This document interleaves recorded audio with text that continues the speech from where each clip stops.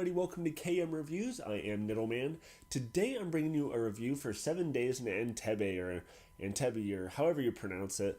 Now, I think this movie is getting overshadowed a little bit because we have things like the Avengers Infinity War trailer number 2 coming out and all these other movies like Tomb Raider and stuff.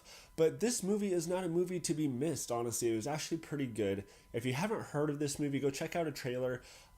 As far as what it's about, I'll keep it kind of brief.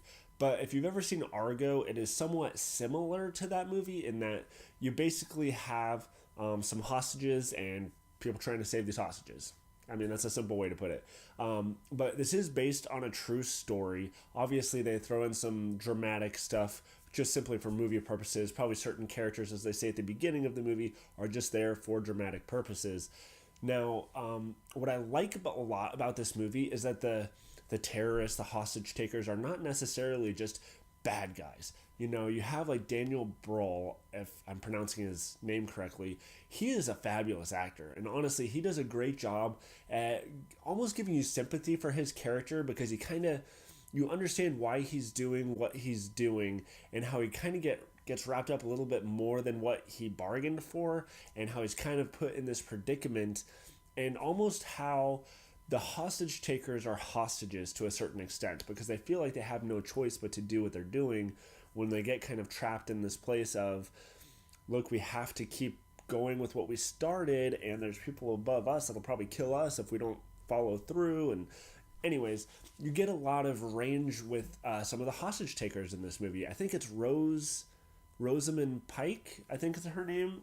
She was just in Hostages, where she did a really good portrayal of a woman in that movie, and in this movie she does a totally opposite character with an accent, and she's a hostage taker, and she's a bad person in this movie. She also does a pretty good job.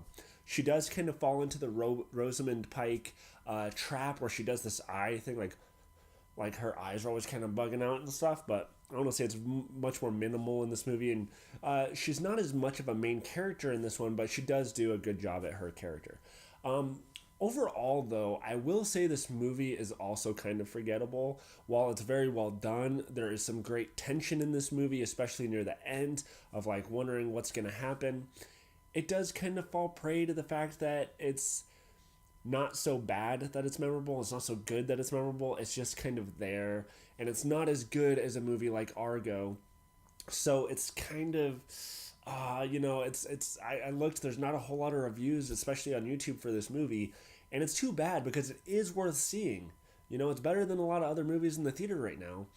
It just kind of doesn't have the big headliner named actors in there, so people are kind of like, what's that movie? Whatever.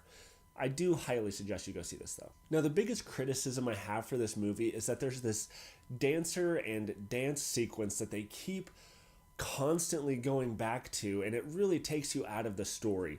The only reason they show this dance sequence is because one of the dancers is like in a relationship with one of the military operatives that are going to be kind of going in near the end of the movie, and they just do this same dance sequence so many times that it just really gets old. They have it right at the beginning of the movie, they have it throughout the movie, at the end of the movie, and even during the credits, like after the movie starts, they have this weird dance sequence that really feels out of place. Like, it's like, what is with these dances? I just really could have done with the one at the beginning because it was kind of cool and, you know, went along with the music and the way the titles came on and stuff.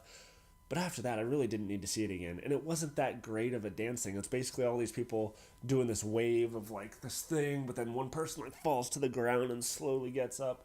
And they just do that like over and over and over again. And it's like, okay, I want to see the other stuff going on. I don't want to see this dancer thing. You know what I mean? Just edit that part out of the movie and it would have been a lot better, in my opinion. I am going to give 7 Nights in Entebbe a one-night stand. It's a good one-night stand, but I'll probably never see this movie again. So guys, did this movie fall under the radar for you? Let me know in the comments below what you think they could have done to make it so it didn't go under the radar. Also, make sure you check out my reaction to the Avengers Infinity War trailer number 2 in my videos, and make sure you subscribe to me at Instagram, Twitter, Facebook, the new Stardust app, all at Niddleman.